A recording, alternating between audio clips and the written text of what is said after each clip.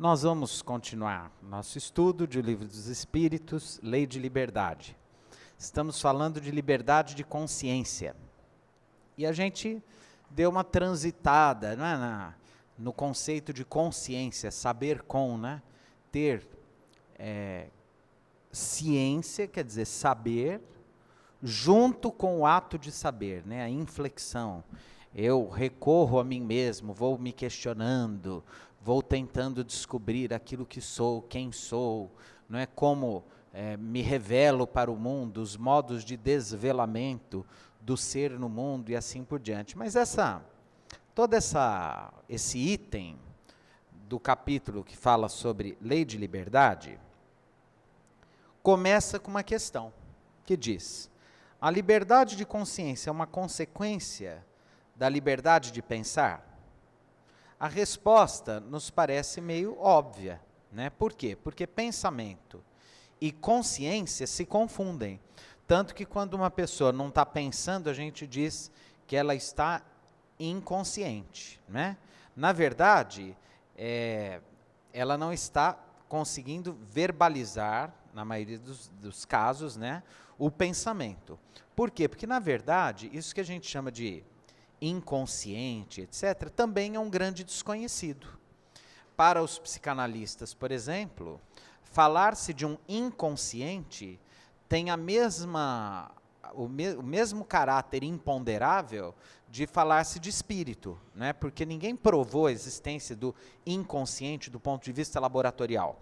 Ele faz todo sentido, né? Quando Freud lançou essa teoria da psicanálise, né? Criou uma terminologia para falar disso, né? Inconsciente, né? Que alguns chamam de subconsciente, o id, né? O inconsciente profundo, aquilo que está inacessível, os traumas e etc., que estão lá, como se fosse uma caixa preta do ser humano, e aí tem o ego, que é aquilo que sou, o superego, que são os valores do mundo, que nessa equação com o id formam, né, aquilo que sou, a maneira como me conduzo no mundo, e etc. Isso tem a mesma imponderabilidade da ideia de espírito, né, a ideia de inconsciente.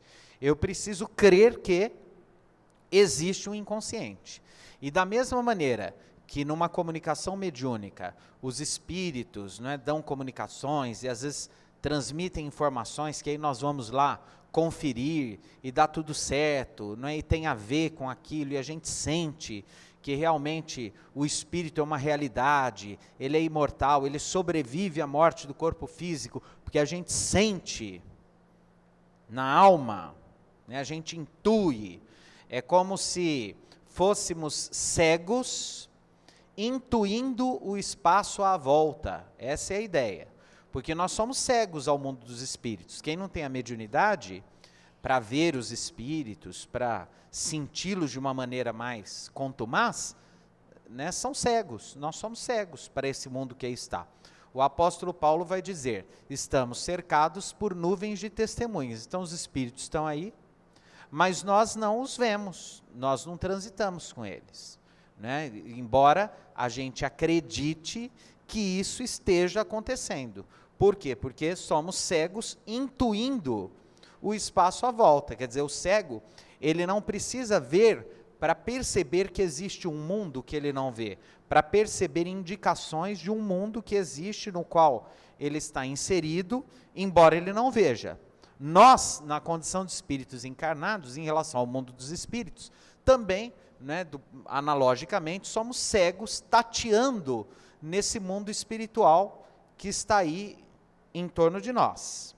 Então, quando a gente fala, fulano está inconsciente, né, no próprio estado de sono, a gente está lá sonhando, né? O que é o sonho?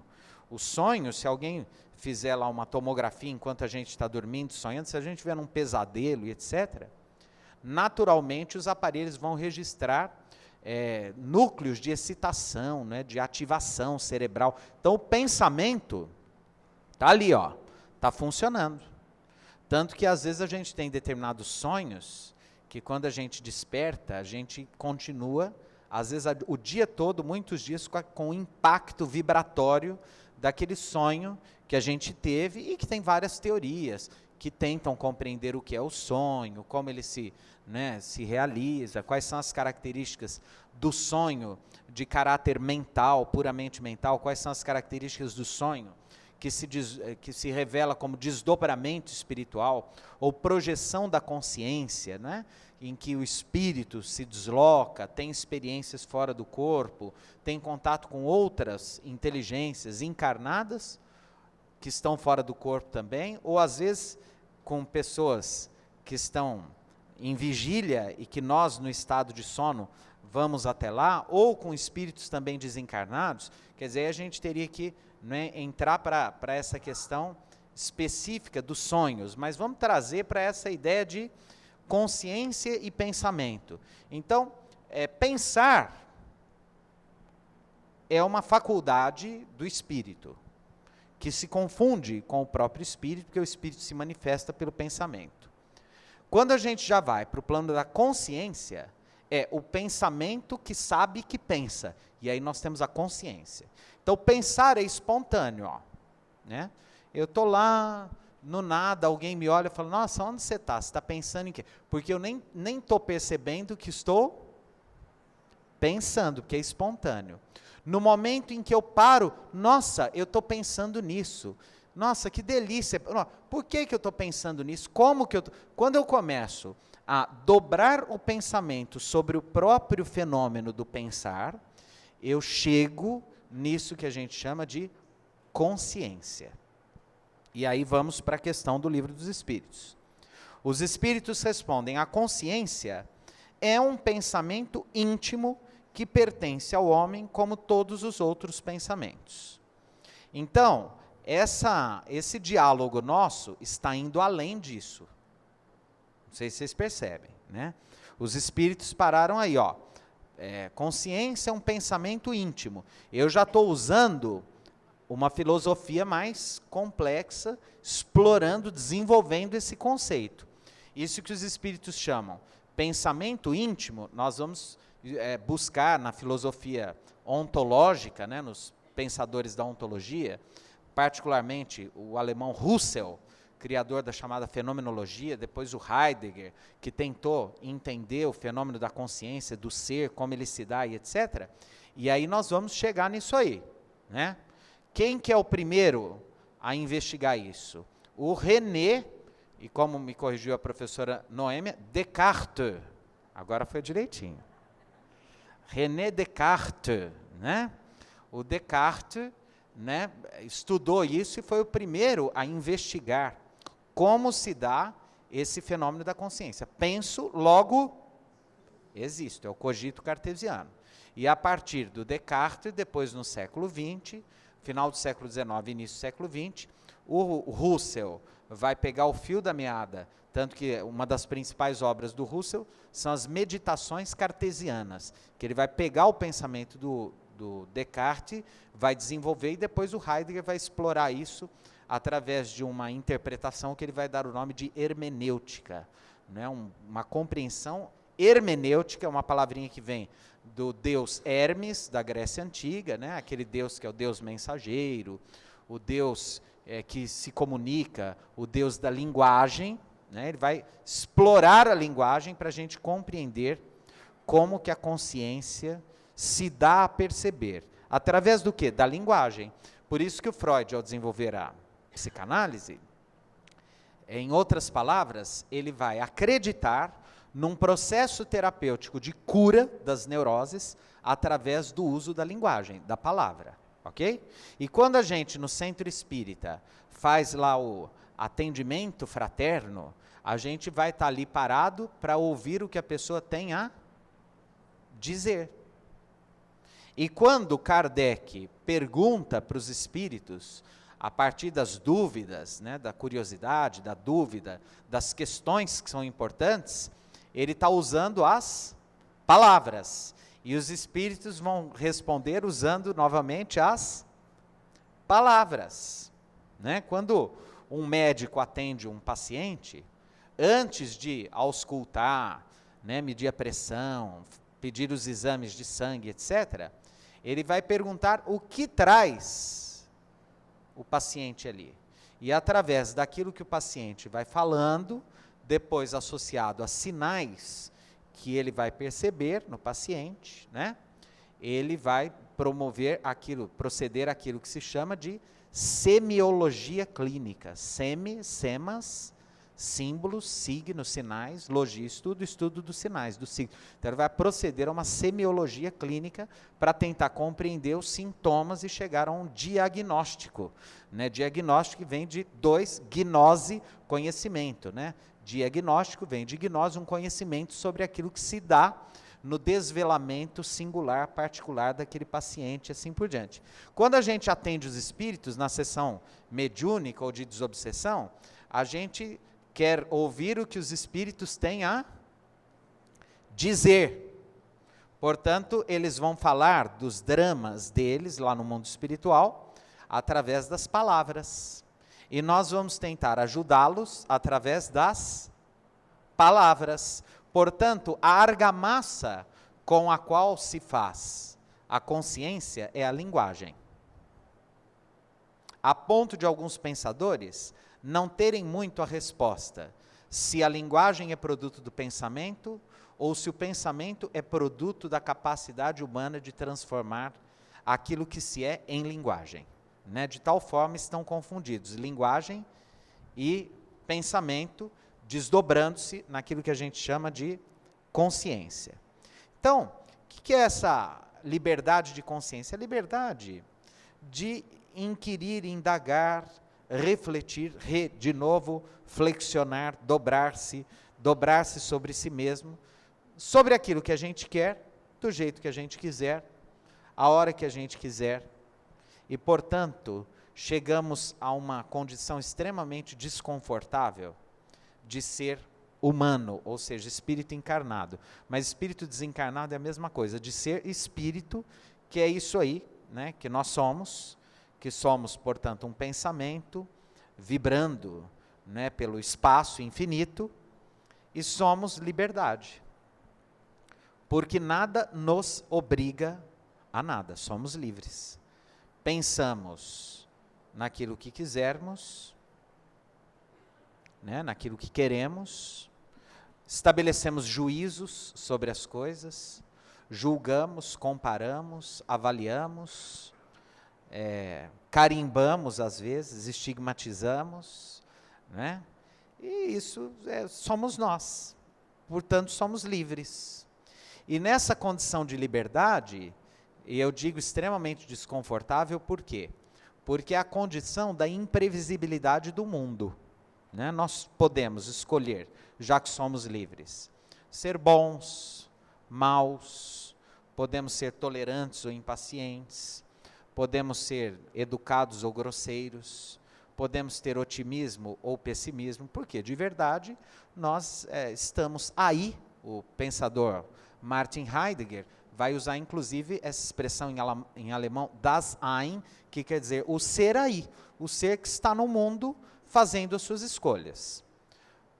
Entretanto, no modelo de pensamento cristão, nós estaremos condicionados, dentro dessa liberdade, a imperativos de natureza moral, que é a moral cristã, que Allan Kardec sintetizou num livro, que é o terceiro livro da codificação, que é o Evangelho segundo o Espiritismo, cuja primeira edição, né, saiu das oficinas do senhor Didier, em Paris, com o nome de Imitação do Evangelho. A primeira edição do Evangelho segundo o Espiritismo não se chamava o Evangelho segundo o Espiritismo. A primeira edição se chamava Imitação do Evangelho. E aí os companheiros de Kardec acharam esse nome um pouco comprometedor, porque se era imitação não era original, né? E ficava uma coisa meio assim, Zona Franca de Manaus, coisa do Paraguai, né? E aí, né, então, se é imitação, então vamos, né? L'Évangile selon l'Espiritisme. Certo, não é? Sim?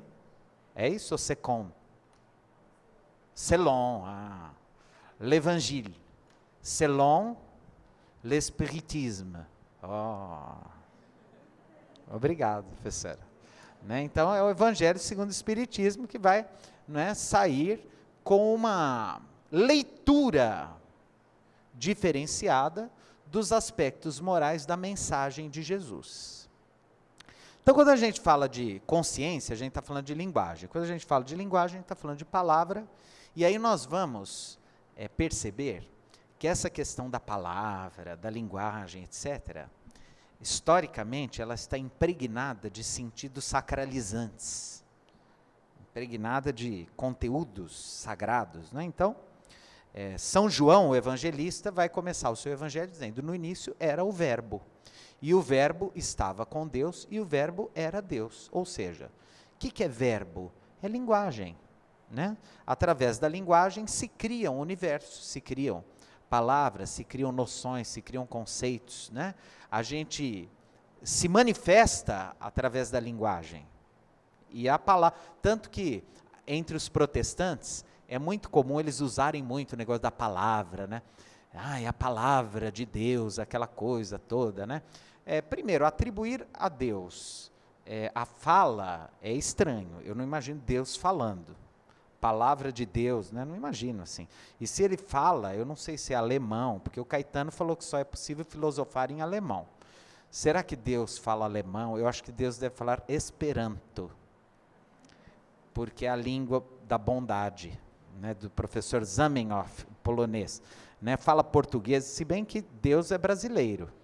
Até o Papa Francisco falou que Deus é brasileiro, né? Então, assim, Deus, mas é muito comum.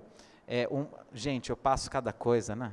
Uma vez eu encontrei uma pessoa na rua, ela falou assim: qualquer dia eu vou lá domingo, você dá a palavra lá, né? Eu falei: é estranho, né? Eu não sabia que eu dava a palavra. Quando eu dou aula, eu vendo a palavra na escola, e quando eu venho aqui, eu dou a palavra. Né? Eu não gosto, enfim, né? Não é nosso isso não é espírita, né? Assim, porque a palavra, né? Essa coisa estranha não é muito nosso, né? Por quê?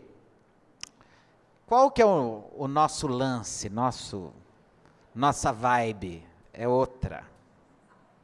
Qual que é? A nossa é a seguinte: mais importante do que as palavras são justamente os nossos pensamentos. Porque às vezes o nosso coração está totalmente distante daquilo que os nossos lábios dizem. Por isso que nós não temos muito essa coisa de reza decorada, né? Essa coisa que é muito comum até nas religiões do Oriente, os mantras, não é? Essa coisa que fica repetida, meio hipnótica, né? Por quê? Porque espírito é pensamento, né? É luz vibrante no espaço. Então, mais importante do que aquilo que a gente fala é aquilo que a gente pensa. Então não é importante o que a gente fala ou o que a gente faz? É só importante o que a gente pensa? Não. É importante o que a gente pensa, porque essa é a manifestação mais evidente, mais visceral daquilo que nós somos. Pensamos o que quisermos, a qualquer tempo, né? Mas, estando no mundo, num mundo humano, espíritos encarnados, etc., podemos já ter bom senso de nem sempre dizer aquilo que pensamos. Isso é importante? Como que se chama isso? Alguns vão dizer hipocrisia. No entanto, aqui no Evangelho, mais especificamente, aqui no Livro dos Espíritos, nós vamos chegar numa questãozinha daqui a pouco, que vai dizer o seguinte: que tentar impor ao outro o nosso modo de pensar, negando a ele o direito de pensar o mundo, a vida, os valores do jeito que ele quiser, desde que ele não esteja fazendo o mal, é falta de caridade. Então nós não temos direito de impor a ninguém o nosso modo de pensar. As pessoas são livres. E são livres para escolher os caminhos que elas quiserem. E mais, nada nos dá o direito de dizer que o nosso caminho é melhor, mais evoluído, mais bonitinho e etc. Às vezes é muito comum isso na doutrina, no movimento espírita. A gente precisa tomar muito cuidado, porque é comum no espiritismo a gente achar que está além. Ai, que bom que eu já sou espírita. Lamentável isso. Por quê? Porque dá a impressão que só porque eu já sou espírita, eu já estou na frente.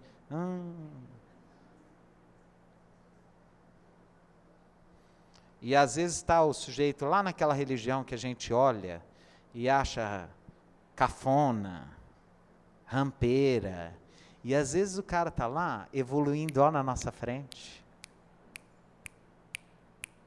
Por quê? Porque ele está fazendo bem, está se iluminando, está crescendo, está sendo útil, está destruindo em si aquilo que é escuro, obscuro, triste. E às vezes a gente está aqui apegado a essa vaidade tola.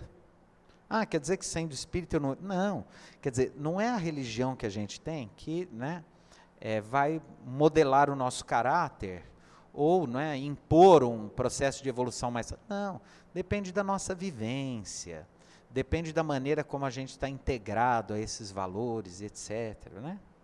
Esses dias uma pessoa me procurou, falou, olha, eu frequento um centro espírita, assim, assim, assado, e aí surgiu uma oportunidade de trabalho, mas eu me sinto ainda tão moralmente inferior que eu não estou pensando em recusar esse trabalho.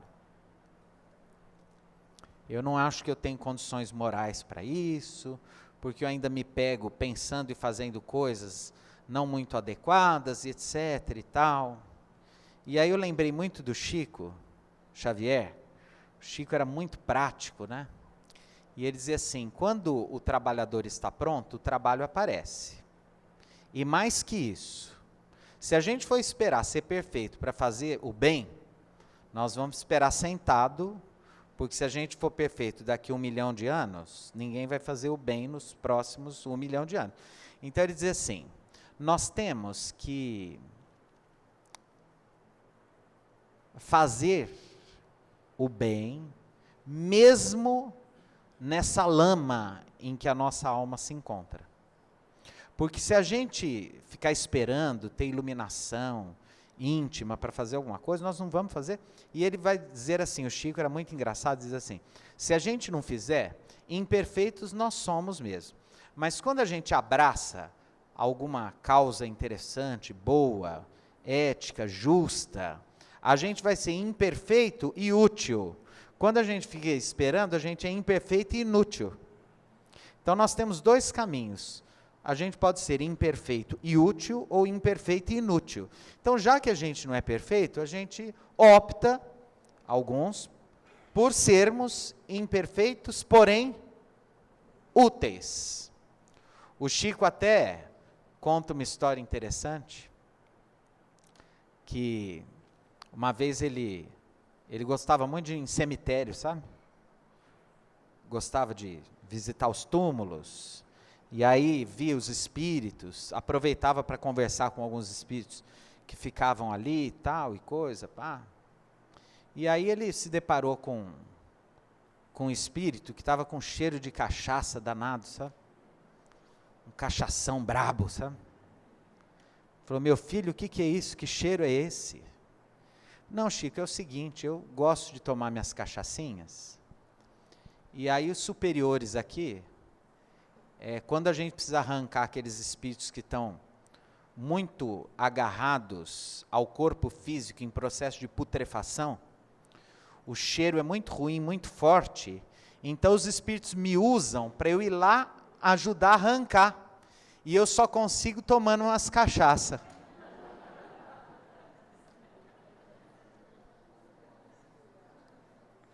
Aí o Chico falou, olha meu filho, Deus abençoe sua pinguinha. Ele falou, vai tomando, porque você vai precisar tomar muita para me tirar lá de baixo, viu? É assim, quer dizer, daqui a pouco, quer dizer, tá lá, todo mundo é útil. Aliás, espera aí. Olha eu falando, olha o pensamento. todo mundo pode ser útil se quiser. Ainda por entre lágrimas. Arrastando o pé na lama, assim, ó. A gente pode ser útil. Vamos tentando ser útil. O Emmanuel nos diz que a paz é alguma coisa que a gente pode ofertar aos outros, mesmo sem tê-la para nós mesmos. Então, se a gente não está bem, está com problema, etc., o mundo não tem culpa. Um espírito que já se pretenda estar matriculado entre os primeiros graus do processo de evolução espiritual, ele precisa entender que ninguém tem culpa de seus dramas interiores. Então, nada justifica, por exemplo, nós andarmos de mau humor, grosseiros com as pessoas à nossa volta. Né? Então, a primeira caridade, o sorriso, o bom humor, o senso de humor. Vocês já notaram que tem gente que não sabe brincar? Bom dia, pessoal, na sua opinião. Como vai? Não é da sua conta. Ah, por que você está assim? Ah, se você estivesse no meu lugar, você sabe. Tem gente que é assim. Então, assim, primeira caridade, educação, senso de humor, tornar a vida mais leve, mais gostosa, mais fácil. Né? Tem gente fácil e tem gente difícil. Tem gente que nasceu para facilitar e tem gente que nasceu para dificultar. A poetisa Cora Coralina tem um poema, mas eu não vou falar dele aqui não, vou deixar para a próxima. Que ela diz que os homens se dividem em homens água e em homens vinho. E aí ela vai falando as características do homem água e as características do homem vinho. E no finalzinho do poema ela fala assim: mas tem outros que são os homens vinagre. E aí ela termina o poema falando assim: e desses eu não vou nem perder tempo aqui falando.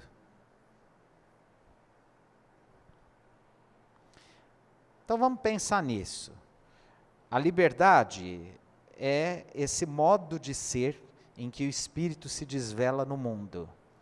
O que nós fazemos com essa liberdade é de inteira responsabilidade evolutiva nossa.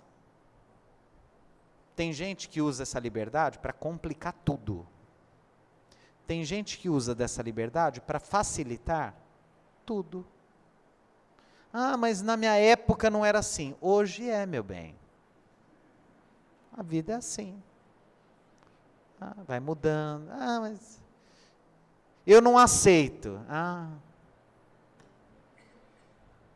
faz biquinho. Adianta muito você não aceitar. A vida é como é, o mundo é como é, as pessoas são como são.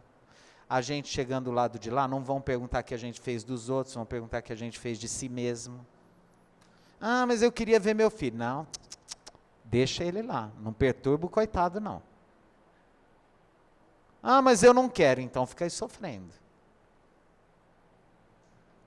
E assim na vida.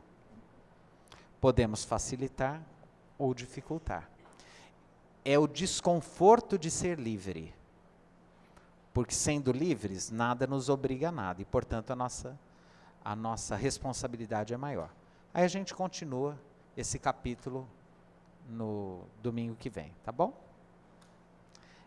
Pediram para eu fazer um pedido. É o seguinte, na hora dos passes, principalmente quem está nos corredores, e mesmo pessoas nas salas e aqui, logo que terminam de tomar o passe, tem um desespero para levantar e ir embora. E aí isso acaba atrapalhando os passistas, porque imagine, o sujeito está dando o passe e alguém esbarrando na bunda dele aqui. Como é que o espírito vai lá de cima trazer? Porque você vai despertar nele sentimentos ruins. E o coitado que está tomando é que vai ficar com a energia ruim. Isso é falta de caridade. Eu me lembro o seu Mondim, pai da Maria José lá do... Posso contar uma historinha? Posso. O seu Mondim lá pai da Zezé, lá do Seja, né? Ele era muito engraçado, um português engraçado. Fernando, acho que só eu e você conhecemos o seu Mondim. Cabral, o senhor conheceu o seu Mondim? Seu Vicente Mondim. Ele é muito engraçado, uma vez a gente era moço, e ele conta, nossa, eu fiquei velho agora, descobri. E ele contava que um dia ele estava dando um plantão de passe, e ele estava com muita dor no corpo, ele não estava se sentindo bem.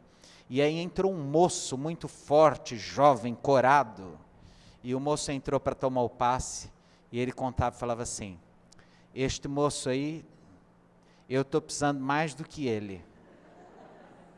Eu vou fazer o seguinte, à medida que eu dou passe nele, eu vou firmar o pensamento, vou pedir para os espíritos tirarem a energia dele e passar para mim.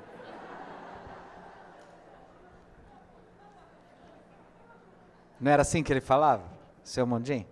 Aí eu peguei na mão dele e falei, pois que passe todo este magnetismo é para mim que estou velho. E aí, acho que o moço estava muito ansioso e tal, e ele falou assim, não é que eu terminei o passe, ele saiu mais calmo porque ficou desenergizado. E eu me recuperei. Então esse negócio de passe não é brincadeira não. Então, por caridade, pense na pessoa que está tomando passe, né? Dá uma esperadinha. A gente às vezes atrasa 5, 10 minutos. Perto da vida, isso não é nada. A gente gasta tanto tempo com outras coisas, né? Por caridade, então vamos sossegar, espera a reunião terminar. Se você tiver, de repente, sangria desatada, aquelas coisas todas, precisar voar, lembrou que deixou o forno ligado em casa, panela de pressão, aí tudo bem. Caso contrário, vamos dar uma calmadinha, espera os passes acontecerem e depois, tá bom? A gente vai embora em paz, ok?